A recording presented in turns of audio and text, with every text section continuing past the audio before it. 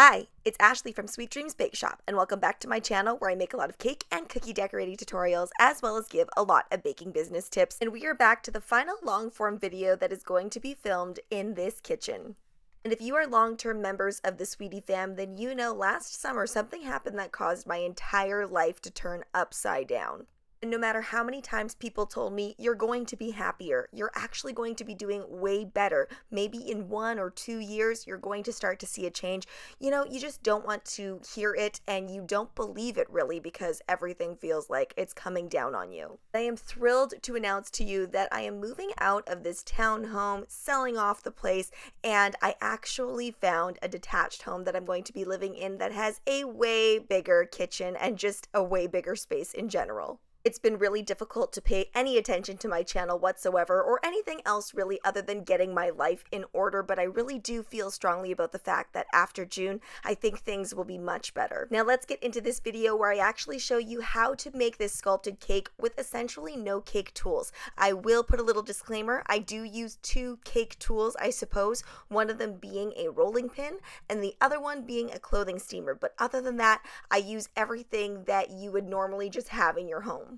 And this isn't just some weird cake challenge that I was trying to do for a video. This is my real life, my friends. All of my baking stuff is all packed up, but obviously my son's birthday party was happening and I wasn't going to go and order a cake. I don't even have any of my cake pans available to me, which is why I just baked 1/2 sheet and hoped for the best. I do want to make note that because my son is celiac, this whole entire cake is gluten-free, which means that the crumb itself of the cake acts a little bit differently than my normal cake recipe. So I did use a 2-to-1 ratio for the ganache in between each layer, put it into the fridge, took it back out until it was fully solidified, and then I began my crumb coat to make things easier. I'm also using these Rice Krispie treats, which were a little bit more expensive than your average Rice Krispie squares, but they are gluten-free, so I had to do it. You'll notice I was also using a metal bubble tea straw for the support, because again, I have none of my baking supplies on hand, so I just stuck that right into the board, and I've also used the Rice Krispie treats to give that a little bit more stabilization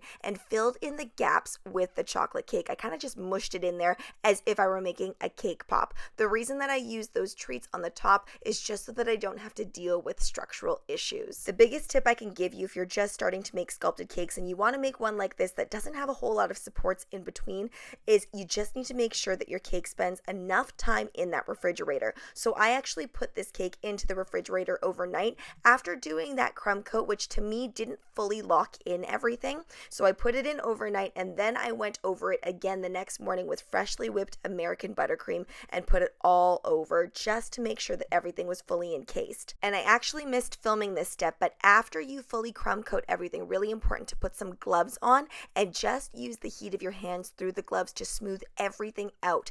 Don't just leave those lines that might end up on there from your spatula once you're done doing the second crumb coat. This will ensure that when you put the fondant on over top of your cake, you're not going to get lumps and bumps. To adhere that piece of yellow fondant to the front, I put a little bit of shortening on there because when you are using American buttercream, it does create kind of a barrier that is dry that no longer adheres to fondant. So really, really important to do that. I'm also laying down a little bit of cornstarch as I'm rolling out this fondant. I actually don't know what I would do if I didn't have a rolling pin. I know some people have used bottles sometimes. I just find it never gets it smooth enough. And since I didn't have any fondant smoothers either, I really, really was grateful that I didn't pack my rolling pin long ago when I was doing showings for the house. I will say my cutting of fondant in this video is absolutely atrocious because this knife was definitely not sharp enough, but it was the only knife I had that was small enough for me to kind of handle the different curves of everything. I did try to sharpen it, but I'm not an expert knife sharpener either, so I will say it wasn't as good as I would like it to be, but you can pretty much fix fondant with anything as long as you're willing to kind of just use your fingers and make sure that things are smooth. This part of fondant work used to really intimidate me. I was always scared of cutting through both layers of fondant and then ruining the entire thing. This is why if you're just starting out with carved cakes, using something very forgiving like American buttercream, because like I said, it does create that barrier where if you mess up, you can kind of pull the fondant off and it won't be a big deal. It won't cause residue to go everywhere. I generally do like to use Italian meringue buttercream, but I figured for this, it was just easier for me to use what was on hand.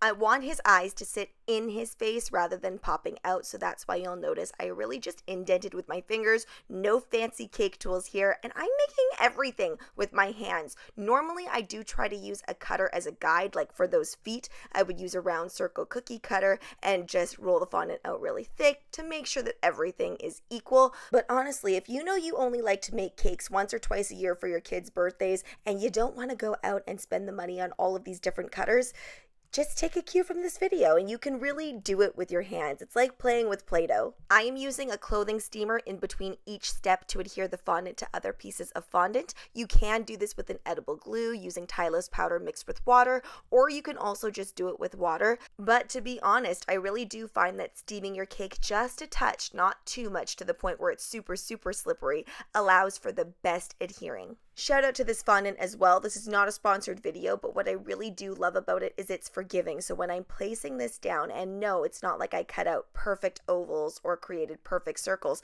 but because I can move things around without it going all elephant skin on me and drying out, it really does make it a lot easier for me to get those shapes that I want. Because all of my food coloring is packed away, I did have to buy every single color of fondant here. I didn't do any additional mixing. I added white to the orange in the beginning, but that was about it.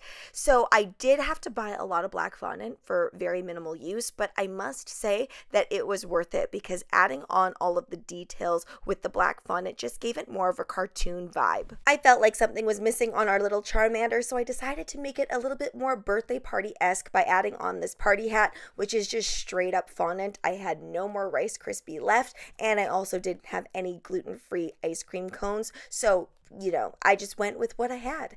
And I placed it on a stick, and I actually put that stick directly into the bubble tea straw. That way, there was no added pressure on the head of the structure, so I didn't have to worry about any movement that may occur that could cause that head to break apart. Then I cut out this 3D7, making sure it looked extra puffy so that it gave that cartoon vibe, and I just used my knife to do those little indents and adding on all those finishing touches I talked about with that black fondant, really just making long snakes in my hands and then cutting it off and placing it where I saw fit. And I know the side of my cake was looking not so nice before because it had some of those indents and wrinkles, so I added those flames on there, some yellow dots as well, placed the candle in there because as we know, Charmander's tail is on fire.